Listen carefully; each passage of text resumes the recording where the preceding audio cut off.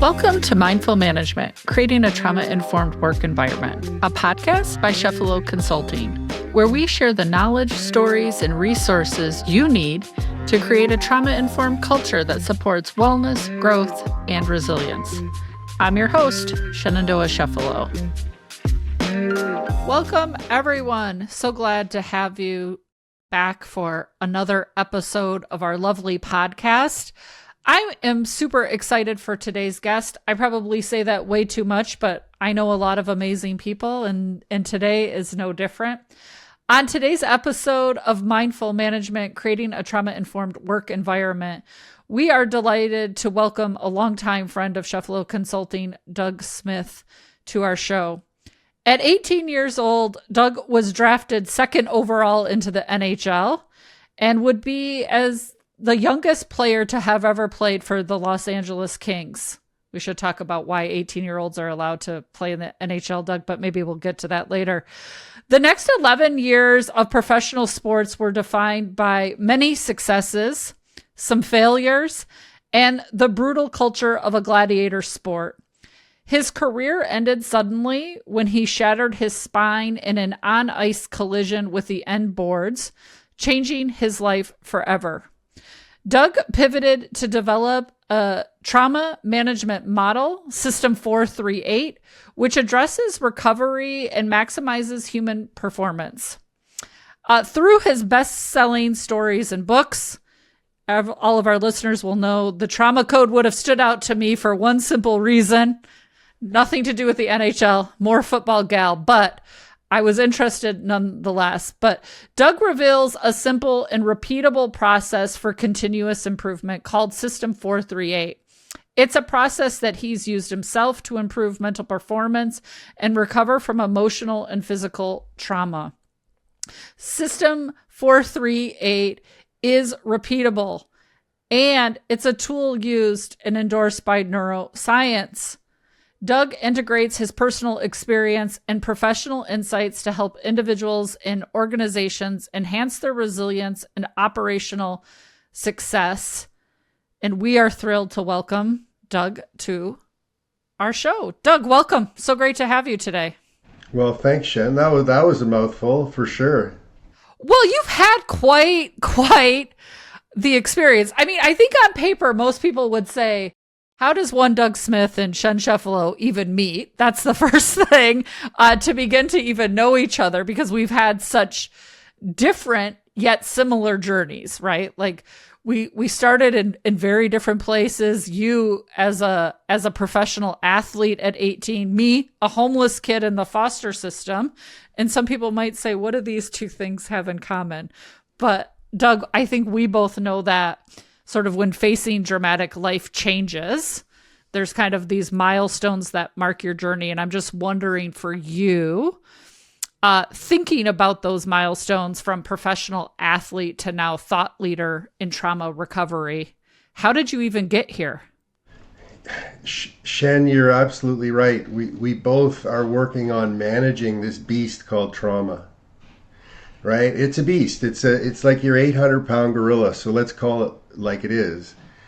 It'll walk all over your life. And if you don't have a management system to manage it, 95% of who you are and the performance you have within you gets washed away. All I'm trying to do with my life since I went into the boards head first and shattered C5 and C6, and I knew my back was broken, is to make a significant change in the world. And the path I took in 2008 and 2012 when I wrote my books was about transition and trauma. And the two go hand in hand. And so as we transition out of this pandemic, you know, the rough years are just about to hit us. And I just want to be able to arm people, like drop cards from a helicopter where people can pick them up and say, oh, okay, I can use this to make my life better. And so that's what I'm trying to accomplish, Shen. That's my work. I love that. But you said something there that I just want to revisit, which was we're in this post-pandemic, but the rough years are ahead. Because I think a lot of folks believe, hey, we survived the pandemic, here we are, and now we're at the easy part. But you actually talk about this being the rough part. Why do you think that's true? Well, it's a physics exercise and it's based on data because the aftermath of 9/11, if you dive into the aftermath of 9/11, what you'll see is a micro picture of what the pandemic was and what it did to the mental health system in New York City and the surrounding areas and the states that surrounded them and the United States as a whole. And, but this pandemic affected all of us. So if you look at the fallout and you look at the recovery from 9/11, what you'll see is how long it takes and the peak of the agony that we as a species are going to go through. It won't hit us till next summer, probably next summer when people are really questioning why they're not coming out of their house. Doug, what year was your injury? So let's just give our listeners some time frames, because I don't want to spend a ton of time on your injury, but I want to talk about the recovery and how long that recovery took. So what year was the injury? Do you remember? February 7th, 1992, I went full speed head first into the end boards and shattered the 5th and 6th cervical vertebrae. I could show you pictures, as I do for my audiences, of doctors. I just spoke to a whole room full of doctors, show them pictures of the injury, and it makes people go, how did you get better from that, right? And so what happened was I broke my neck. I went through the surgical procedure to have halo fixation, which are four bolts that go into your skull. This is a severe injury we're talking about. And what was the prognosis really coming out of that injury? Would you walk? Would you do anything? What happened was I was operated on to put the halo on in Austria, okay? Because the broken neck happened in Austria when I was playing in Europe. And then I came home, but I didn't have any neurological deficits when I broke my neck. I was put into halo. I fell with my head on my hands, and I knew I'd broken my back, and I was conscious, so I stayed in the same position until they had x-rayed my spine. And so from there, I came back to Canada, and I required 2 more surgeries. And what happened was I woke up after one of the surgeries, paralyzed from the chest down, and they had to go in and redo and undo, and then I was still paralyzed. So I was paralyzed from the chest down, no bladder, no bowels, no arms, no legs, a little bit of movement in my left arm, but literally nothing in my right arm, and no ability to move even my toes. So I was, all of a sudden, I was thrust from this professional hockey player with people cheering for me to a place where being awake was literally hell, and the only safe place and quiet place was when I was asleep. And that's why I tell people I haven't met a spinal cord injury yet. Somebody that suffered a spinal cord injury, I haven't met one person who didn't want to die. So the default from spinal cord injury is you go through a period of time where you want to die, but I couldn't kill myself because I didn't have the strength. Hey, that's where I went from the peak of all the way to the bottom. It's an important piece, though, right? Because for many trauma survivors, now this is a physical trauma, but for many of those who are dealing with some other types of traumas, I mean, depression, suicide, I think is on the table all the time, right? There's another layer there to your point when you're like, I wanted to die and I couldn't even do that act, right? Like I mentally I was there, but physically I couldn't accomplish it even if I wanted to. And I'm just wondering, Doug, 18 when you're drafted, the high of the high, I can just imagine of that, right? As an 18-year-old kid. How do you think that identity as an athlete influenced your approach to rehab and to mental health at the time? Did it help you? Did it hinder you? Well, I was diagnosed with ADD, which is ADHD, when I was 13.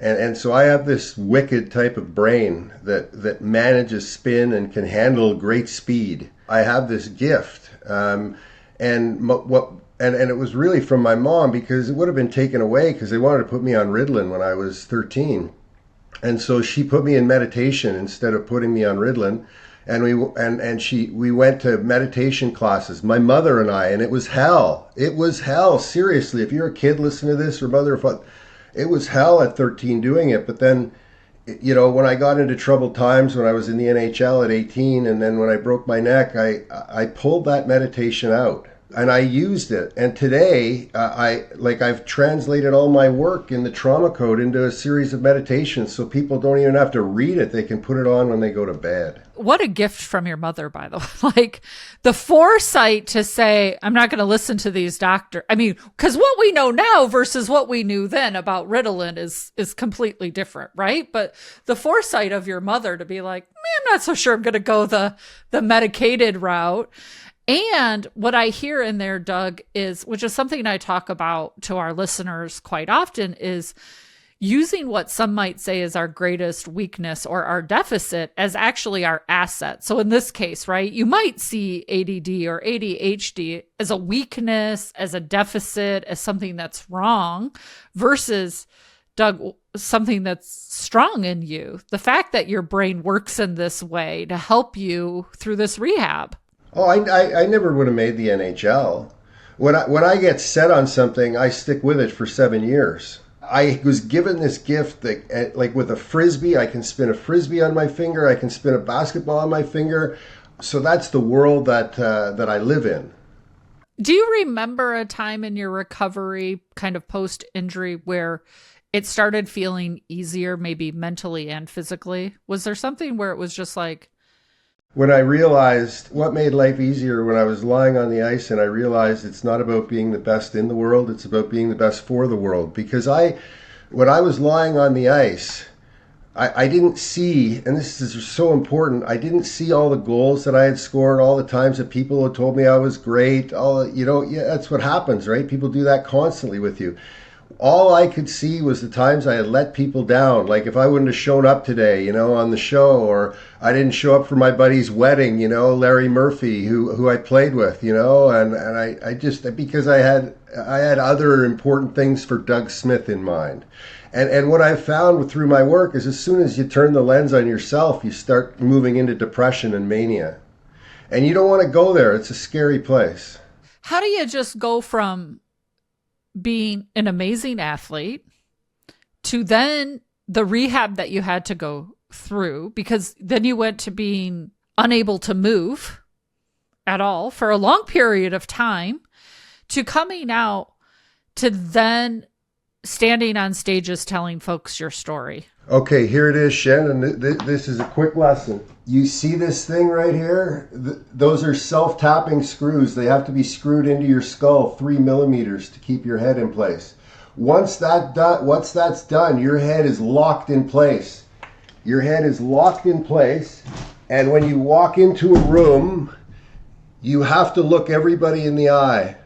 And I never looked anybody in the eye. And if you see hockey players on stage or athletes trying to do stuff, they have trouble looking people in the eye.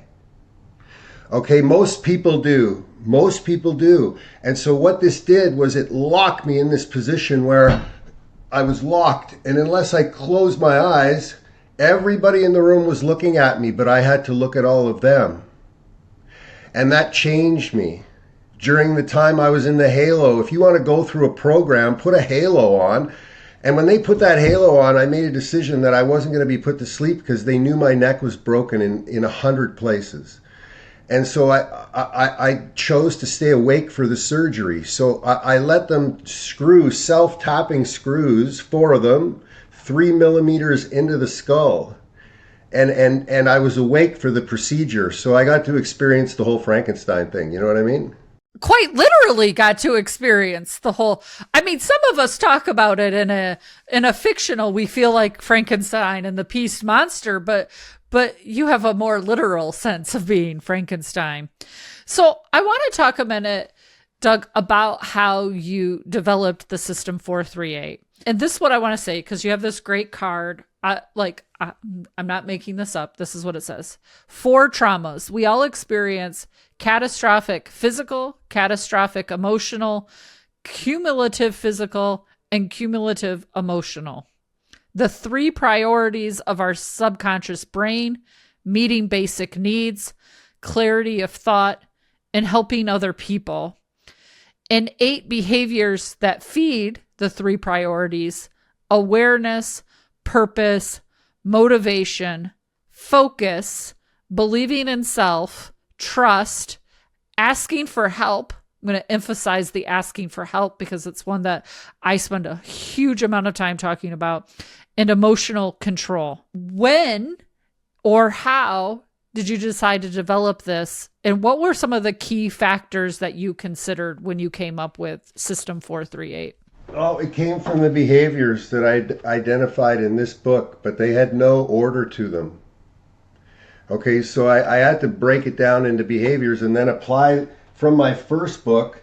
We go to the trauma code where we apply the science. There's no pictures in there. So what I did was I put the behaviors in order, and I went to the physics community to get the information about both the subconscious brain and the different types of trauma. We figured it out in boardrooms, literally boardrooms, banging this out, because the people I was working with were high-level corporate people and got transition at a high level. So they wanted it to be right, so it would become a tool for them as well. So that's where the behaviors started with transition. This has all the pictures in it. So if you want to get this book, okay, you can download it at dougsmithperformance.com/thrive. Okay, and you can get all the pictures. And if you want to write a book, here's how it works. 52 pictures. You get the 52 most important pictures of your life.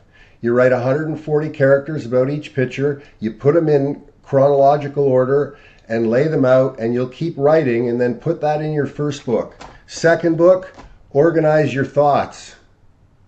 Right? And that's what I did. I organized my thoughts, and out of that whole process of organizing my thoughts and making logical decisions, not illogical, emotional decisions, out pops 438. And so you can literally, my meditations are on awareness, purpose, motivation, focus, belief in self, trust, asking for help, and emotional control. And if you can drive that into theta brainwaves, my God, when you're in theta brainwaves, drive it in there, and then you wake up in the morning and you just start naturally doing these crazy things you never thought you'd do. Or you're able to remain calm in situations where before you'd be spinning. I come back to this. Mine's a little worn because I've had it on my desk. I pull it out. I think about it. When I myself start going down, I'm like, what would Doug do? Sort of look at it. It's a reminder of some of the things I know because I did some of my work before I knew Doug, right? It's a reminder to some of those hard places that I went before because, Doug, you kind of alluded to this in your own journey, but talking about our post-COVID as well. Like, it hits you sometimes when you don't think it will hit you. It comes in waves, right? And it comes in cascades. You try to control a wave and try to control a cascade, right? Like it's not. We're not built to be like to take these things on after they're occurring. That's why we need help around us if those things happen. It catches me off guard. For me, it's not like when I'm in an event doing something, right? Because when I'm in that space, I know people are going to ask me questions, so I'm mentally prepared and ready for that. Sometimes for me, it comes when I'm sitting on a plane and somebody says, "What do you do?" And I try to quickly summarize, I'm a consultant, I'm a trainer. And they say something and the thing they say then hits me, right? It's like, it's when I'm most unprepared for it, when a stranger asks me the question. And that's that wave you're talking about. It's like the waves you see are a little more controllable, right? That's what all of our surfers would tell us. Well, this is a control system for the waves. That's really what it is, because when the waves start to hit you and you have this to go to deep in your psyche, all of a sudden those waves are manageable. You can surf them, right?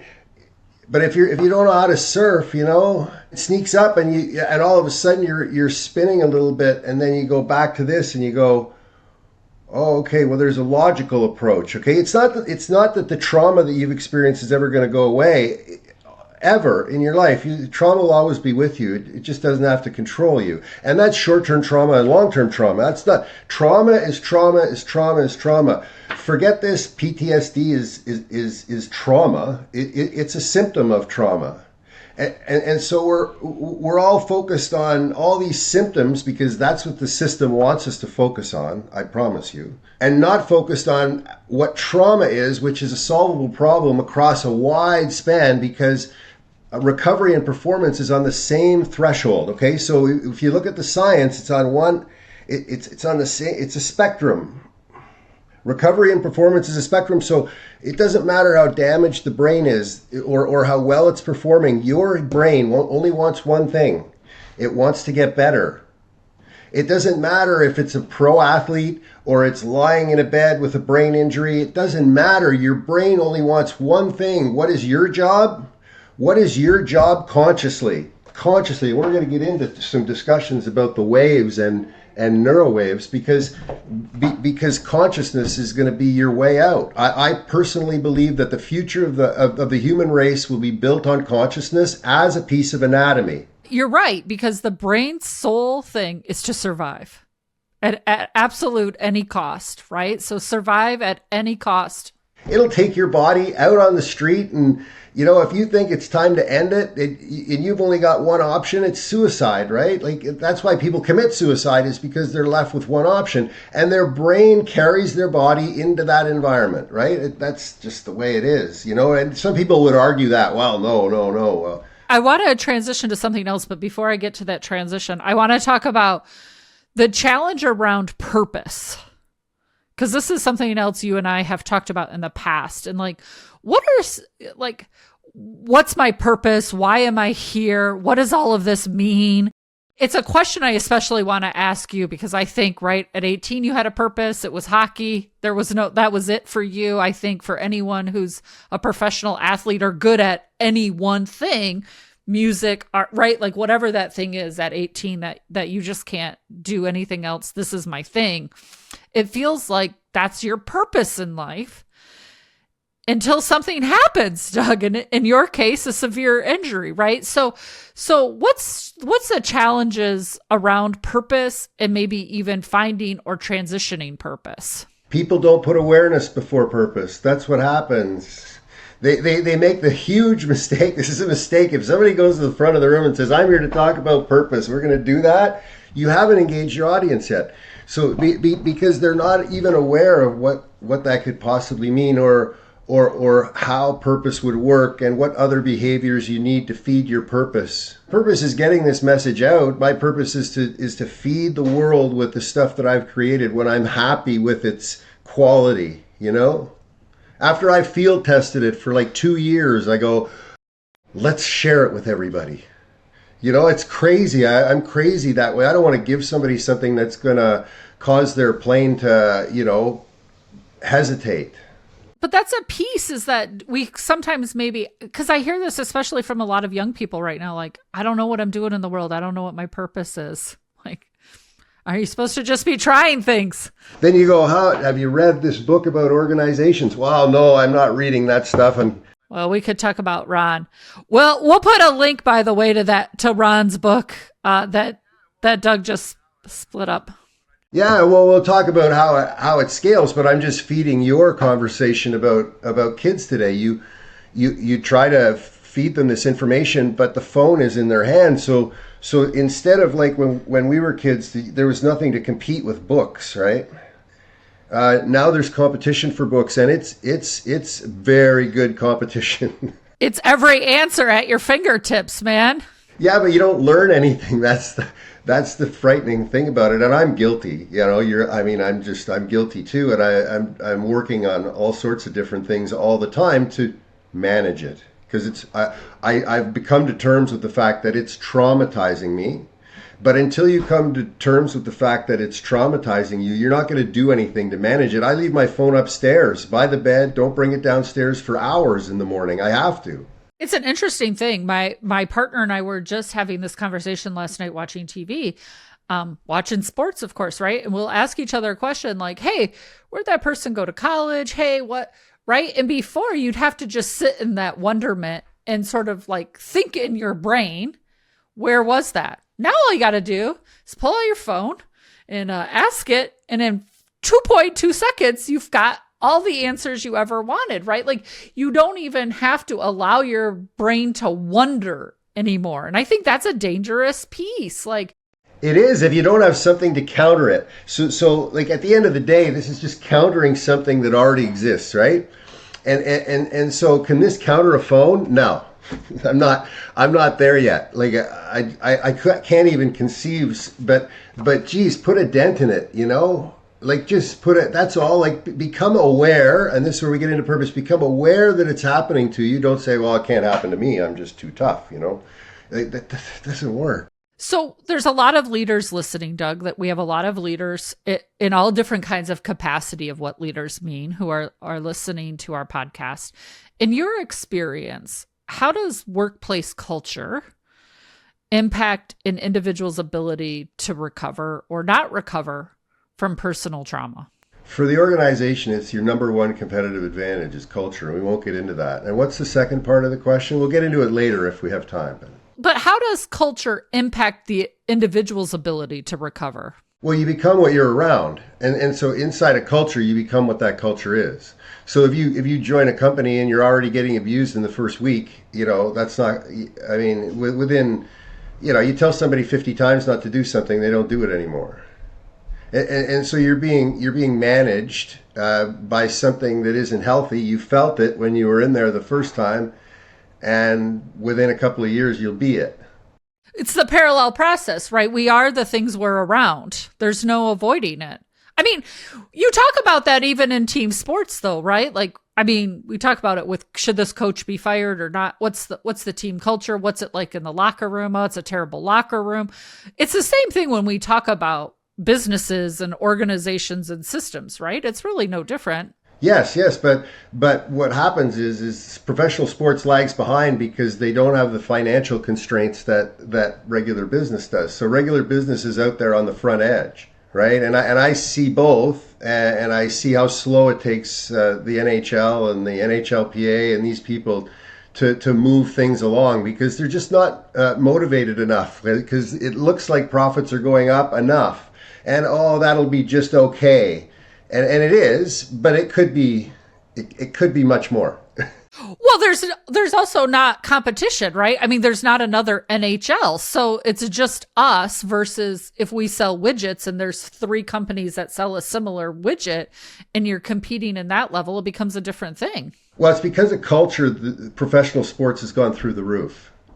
Right. And you see it go through the roof in front of us. You have these buildings full of people, or not so many people anymore, but offices that aren't treating their people as well as the hockey players are being treated, you know, and they should be psychologically. Maybe you can't afford to, you know, have a private chef for everybody on your team, but in hockey they do, right? Like, so Connor McDavid and I've been out to Edmonton and I've been down to the teams and seen what they do, and they all have professional chefs. They all have somebody doing their grocery shopping, whatever it is they need. They have somebody to do that so that they can focus on their craft. Yeah, you just said something which just kind of struck me that while I had thought about culture in organizations and then think about locker rooms, or you think about all of these things, right? Like, as we're recording this, the New York Jets just fired their coach, right? And so this is kind of in the prominence of me thinking about, what's the culture there? What's happening organizationally?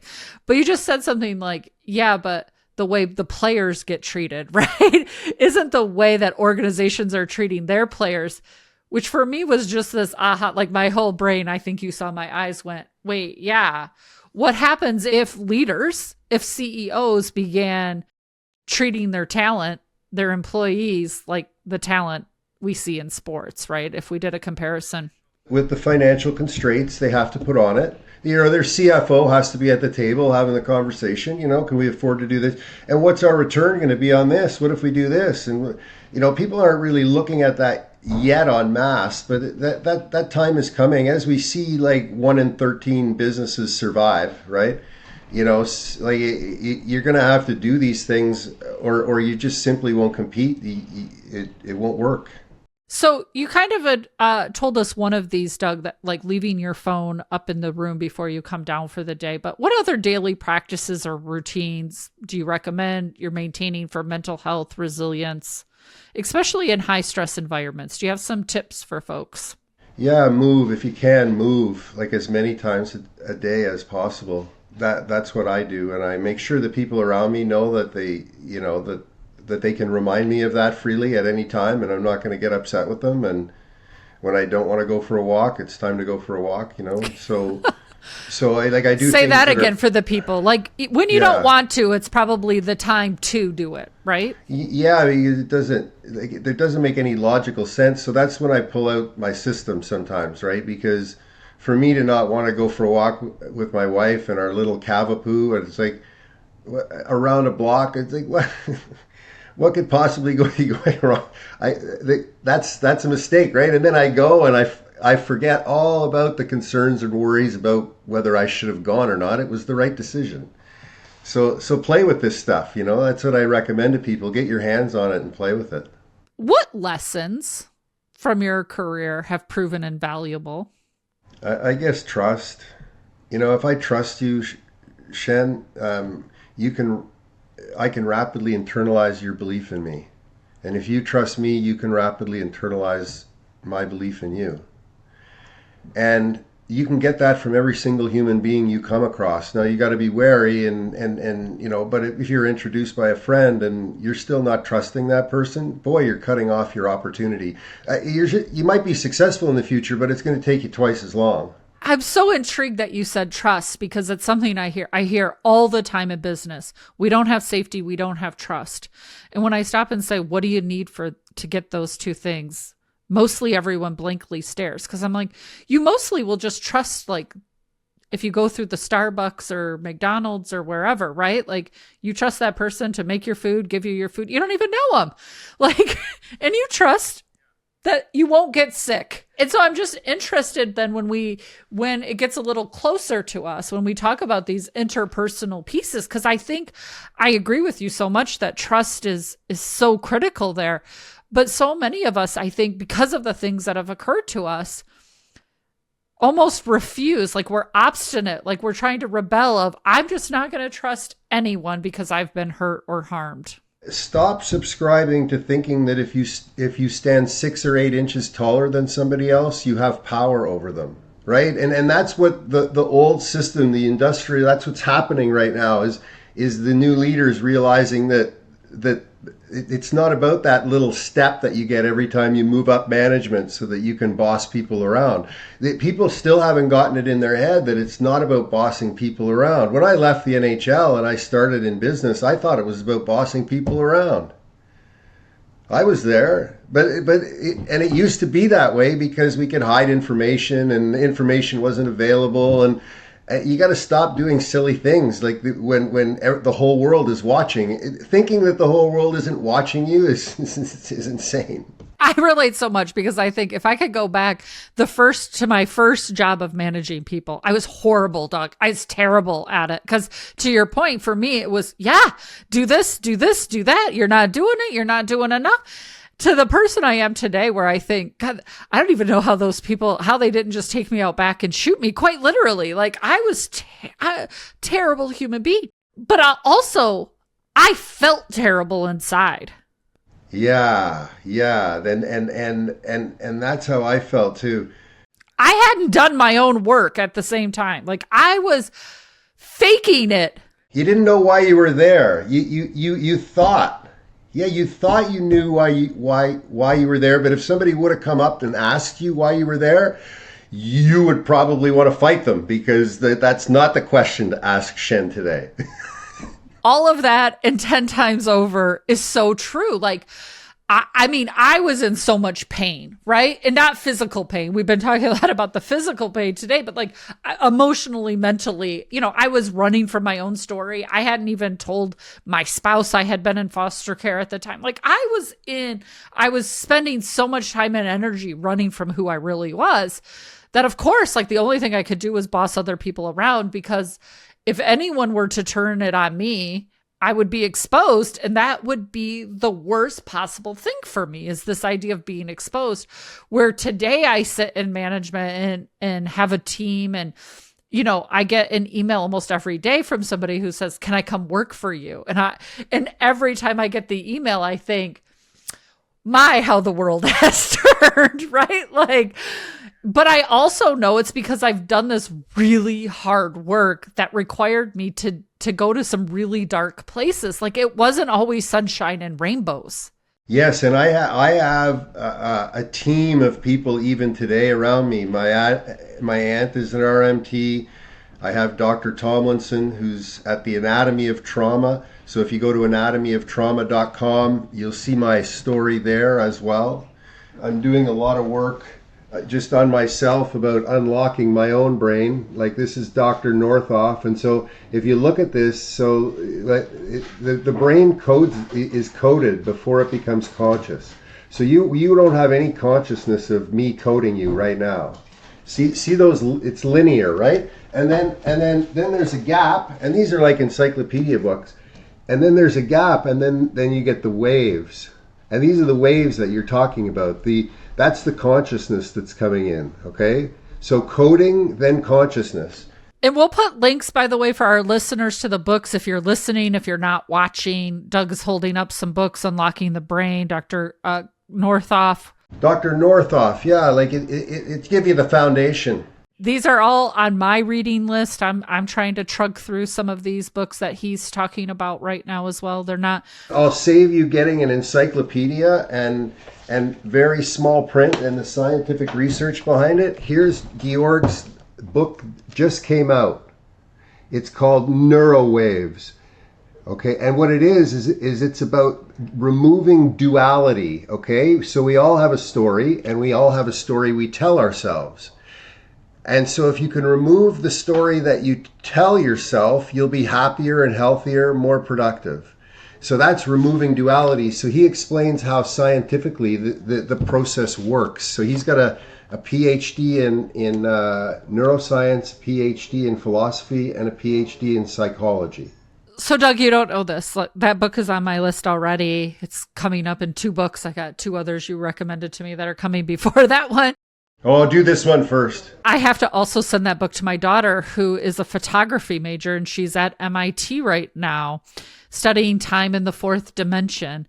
And just even as I was listening to you talk about that, thinking about how her work folds in. Now, she'll be mortified that I'm even talking about this on our podcast. But this idea of she's asking this question about what makes a photograph and is it even real? So for a long time, and you talked about this, put a bunch of photographs in this book and then that's the story, right? And I was just thinking about it as you were even saying that. And it's like, well, whose story are those photographs, right? And how does bias play in, and how does time and perception of what is captured from the photographer and what they want you to see versus what's really there and what's really going on. So it's an interesting piece that she's working on for her dissertation and her master's program. So I want to ask you, Doug, you talk a lot about self-worth and building self-worth during hard times. Do you have some practical advice you could give our listeners for someone who's struggling to rebuild their self-esteem? I asked the question, I could see it behind you, right? Self-worth, the missing link. The missing link. This is it. There's 10 workshops and they're really simple. They take like an hour and a half each and they completely transform you. And I didn't do it. My co-host has created these over 40 years, Dr. Lori Davis. So when it comes to self-worth, she handles that component of it because it is the one consistent component across the entire human species.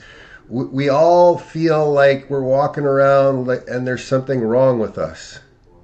And so every single one of us, so that link and understanding through a process of going inside yourself, it's not about your situation, isn't about me, but going inside yourself and figuring out how the model works so that you can apply the pressure in the right area.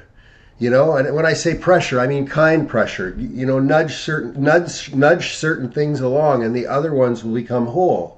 And so this is broken down the whole process, and I highly recommend it. I've done the workshops. I help people understand how they work, and then I hand them off to Dr. Lori Davis, and she takes them through very, very, very, calmly, and it's awesome. I love it. I'm going to get to some of our quick fire questions in a little bit, but other questions.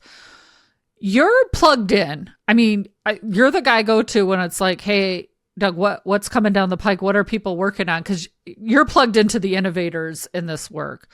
Looking ahead, what trends, what do you foresee in the field of trauma coming down? There's two components. There's intrinsic, which is the stuff inside of you, and extrinsic. I try to stay away from jumping from one to the other because you lose people. So the coming together of those two things, I think, is going to be, they are moving towards each other. So intrinsic is moving towards extrinsic. So we're going to begin to understand if we apply it inside and it works for us, we can then apply it to teams and organizations. So belief in self, belief in others, and belief in the organization. Keep those siloed for the well-being of the people you're teaching them to. Because if you try to rip through those three things in the same conversation, nothing will go in, like zero. I think you're right. And I also think you're right. I'll just revisit something you said really early on, that it's probably next summer, fall of 2025, when we really begin feeling these aftershocks of COVID. And I think especially here in the US, as we're in an election year, right? Like lots of big changes are going to happen in the United States, no matter who wins or who doesn't win. Big changes are on the horizon. And those aftershocks, if we burn through, like you're saying, can lead, we're talking 30, 60, 100 years generationally, leave marks, right? Well, I'm looking forward to spending more time down there. I was just in Maryland, been down to Virginia, Maryland, and Washington, and, going to be down in LA. I'm trying to do everything I can do to, before every event I do, I walk around and put one on every chair. And then when I start my presentation, I say, you have what I came here to bring you. If you have to leave, take it. And I know you've got it. Right. So the mission, I think, has to be for leaders is to make sure they get it, but not get something they can take home that they can work on, that they can manage. If it's not this, it's got to be something else, working on their emotions and what's going on inside their head, not how strong they can be. And it doesn't matter what industry. Doug, you're a person who's always had big goals. So for you personally and professionally, what new goals have you set for yourself over the next couple of years? And what's your plan to achieve them? Because that's the piece whenever I talk to you, you never tell me something without telling me how it's going to happen. And it's the one piece of our friendship that I love the best, because many people in my life tell me about the things they're working on with no idea how they're going to do it. But when I talk to Doug Smith, there's always here's what I'm doing and here's how it's happening. So you mind sharing, just either personally or professionally, some goals that you have and what your plan is to achieve them? Well, my YouTube channel is a focus. There's two things: my YouTube channel and developing the Peak Performance Center here in Ottawa. The Peak Performance Center is going to be a place where people can go and get the latest in what we're talking about right now. And it's going to tie into the physical too, because it'll be a physical training center as well. So we're bringing those two things together. The YouTube project will be a good launching pad, because my dad recorded 8 hours of just my shifts from a satellite dish, the first satellite dish in Ottawa. I've taken the 8 hours, sent them to the US, got them done professionally. I have 150 videos with a whole bunch of players that don't have any footage of themselves. So we're making sure that we tag every player in there so that their sons and daughters and grandchildren can maybe have some of the footage, of their parent playing in the NHL. And I'm going to be releasing those alongside of moving people towards a better path, right? And I could say the Peak Performance Center, or I could say, the system, but I just want to move them towards a better path. That's all, just a little bit better, and then they can take it from there. Being the best for the world. That's what I heard you, right? Say earlier. Yes, instead of being the best in, I tried the best in. That's the thing, is I tried it, and I tried it really hard, and it didn't work.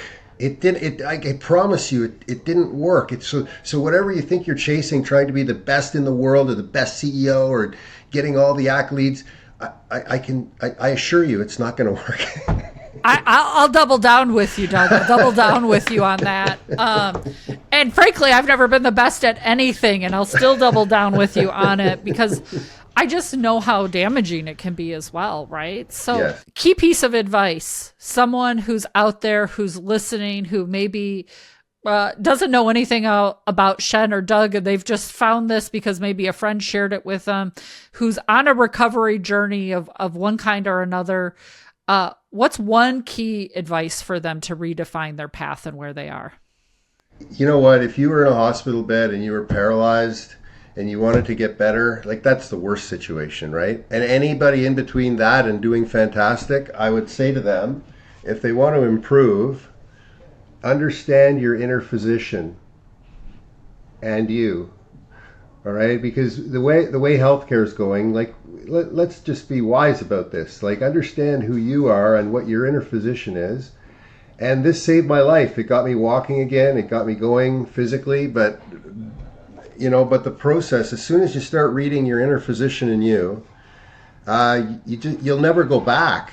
Because it's a process that once you start it, you'll see the improvements. So, and that's by John Upledger. He founded the Brain and Spinal Cord Dysfunction Center in Palm Gardens, Florida. For everybody on this call, it's all about neuro. It's all about your central nervous system. There's 3 of them. I'm not going to get into that right now. But if you build from your central nervous system out, what'll happen is your performance will go up. Your recovery systems will work better. You'll stay healthier. So that's my recommendation. The brain's important. That's what Doug's telling you. There's some stuff happening there that we need to look at. Doug, you'll have to come on the show more than once because you and I could do a 6-hour recording and still not capture all the things we want to say. Oh no, it sounds like you're leading us out. I want to stay longer. I know. Well, I'm going to give you a little more time. I want to do some fun quick fire questions though, people, and then I'm going to give you some closing thoughts here. But what's the latest book? You've already given us 5-6 books, which by the way, for our listeners, we'll put in the show notes, but latest book or television show that's caught your attention. Why did it stand out for you? If you want to take it, it scares me to share this at the end because it's moving into extrinsic motivation. But Ron is a special guy. He looks at physics the same way I do because he's a physicist. Yeah, Building Organizations That Leap Tall Buildings in a Single Bound by Ron Wiens. That's Wiens for those who are just listening, not watching. Building Organizations. It's a good book. It's on my shelf. You can see it right here. Yeah, so that's where I'd guide people today. If you could have dinner, historical figure, contemporary leader, who would you choose, Doug? And more interesting for me, what's the question you'd want to ask that person? Probably Ryan Reynolds, and ask him whether he wants to blow the doors off of this thing. I love it. You're the first person who was like, there's one person who might be able to help us actually do this work and move it forward. Yeah, I'm serious. I'm serious about that. I think it'd be worthwhile to dig into. Once the YouTube gets up and everything, and I'm right now dealing with the Los Angeles Kings on another issue, we'll figure out how those pieces might come together and how it could be told in a way that can get to more people. That would be the motivation. So you heard it here first. Doug Smith saying Ryan Reynolds. So if any of our listeners know him, they'll tag him. Oh, yeah, he'll find me. If he needs to find me, he'll find me. Everyone can find Doug. Even though your name is Doug Smith, you're easy to find, which is a unique... Only 12 million Doug Smiths on planet Earth. One Shenandoah Chefalo, but somehow Doug has done a better job of making it easy to find himself than of finding me. Oh, that's great. Thank you so much, Ben. What's filling you with joy, Doug? What hobby activity is just the thing that fills your joy, your heart? Sports day with Grandpa Doug. We have 2 grandkids that are 7 and 3, and those boys come over. My daughter's pregnant with her 3rd, and those boys come over, and we go from sport to sport. And my oldest grandson, 7 years old, he said to my wife Patty, he went up to her at the park. He said, "We have a secret weapon. Grandpa Doug was a professional athlete." So he believes he has a secret weapon in me, and that makes me happy every day. If you're your grandkid's secret weapon, I think you've checked all the boxes, Doug. I mean, I don't know that there's anything better than being a grandkid's secret weapon. That's pretty special for sure. Doug, what else do you want to tell our listeners? What do you just think is so crucial that folks know that you want to share with them? You're a treasure trove of information always for me, but what do you want to just share with everybody? And then also, please be sure to tell them how they can find you. What's the best platform, all your websites, all the stuff you're doing. I would recommend this one move: remain open, random, and supportive with family members. Because we've got people in our family that are going different directions, cousins that are not talking to their family anymore, and they're always welcome, and we're always open, we're always random, and we're always supportive, right? You've got to be okay with being a little bit random, and that's okay. But just be kind to and they'll come to your place, and they won't be alone. Right, and that's important. Like we had 17 people actually at our place for Thanksgiving dinner today, or yesterday. So. Doug's coming to us from Canada, everyone. So if you're listening in the U.S., you're like, why is he already talking about Thanksgiving? Because it happens a little earlier. I'm always ahead of the game, you know. Doug, how can folks find you? Give them all the lowdown websites. If you go to DougSmithPerformance.com. And then Doug Smith NHL on LinkedIn. Like, please connect with me on LinkedIn. Like the whole LinkedIn strategy is going to go through the roof. I'm going to make it easier for people just to access this stuff. Like my goal is to get it into a helicopter and drop it from the sky, but in a way that people pick it up and they can understand it. So just connect to me in one of these ways, and then I'll make sure you get the information. And system438.com, right? That's the other way they can. Yeah, that leads to my website. Doug, always a pleasure to have you on. Looking forward to having you on again. Someday we're going to be in person together. I'm still looking for the right thing to make that happen, but I can't wait. Maybe I'll get invited to Sports Day. I don't know. That sounds. Hey, I'm Grandpa Doug's. I mean, I'm the most athletic of us all, so we'll figure that out. For our listeners, we appreciate you so much for tuning in today. Thanks for tuning in to Mindful Management, creating a trauma-informed work environment. For more resources and helpful tools, head over to the show notes. All the books that Doug talked about, all the ways to connect with him will be there, or head over to Chefaloconsulting.com. If you've enjoyed today's discussion, show your support, liking, commenting, following, and reviewing. It helps us. It helps us move the message along, and your feedback helps us reach more listeners and brings even more content your way. We'd love to hear from you. Drop a comment on Spotify or YouTube to share what topics you'd like us to cover or who you'd like to see as our next guest. Maybe it's you. Your story matters. And if you or someone you know would make a great guest, check the form in the show notes of the episode. We're always looking for fresh voices. Thanks again for listening. We can't wait to catch up with you next time. And remember, take it one step at a time. Until next time. Mindful Management, creating a trauma-informed work environment, is brought to you by Chefalo Consulting. To learn more about Chefalo Consulting and our trauma-informed change management and professional development solutions, please visit chefaloconsulting.com. That's Chefalo, CHEFALO, consulting.com. Make sure you don't miss these transformative conversations by subscribing to Mindful Management wherever you get your podcast. Thanks for listening. And remember, change happens one step at a time.